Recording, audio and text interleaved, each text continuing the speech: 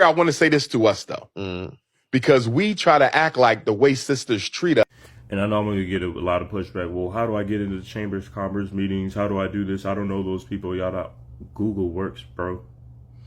Y'all can Google where to find the latest sneakers. Y'all can Google the nearest club in your city, or when you go to a new city, you can Google school events and district events and stuff and whatnot. And you don't have to have kids to attend those meetings. You can just be somebody who lives in the community and wants to see change.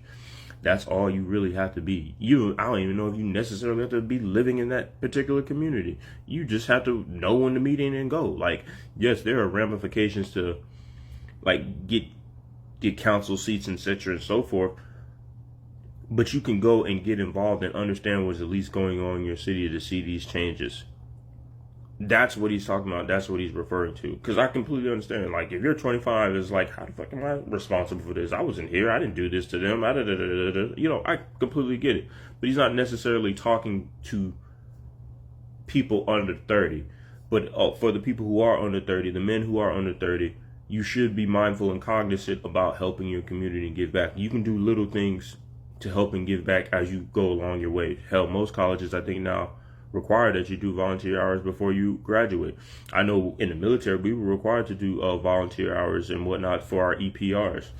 I know when you pledge and do fraternities and organizations, you were required to do volunteer work and all that other stuff. And I get it, when you're young and you're trying to get yourself together, it's very difficult to do, and, you know, work schedules and all that. But if you can make time for fun shit, you can make time for that too. And it doesn't mean you have to go every week or every month or so forth, but you should be mindful of when they are taking place and going as well. He's not necessarily attacking you as an individual, and that's the problem. We have too much of an individualistic mentality towards stuff like this. Like, I didn't do this, when it's a we thing. Everything is a we thing. This tribalism hasn't gotten us anywhere. And we really need to focus on a we thing to change the communities we want to change.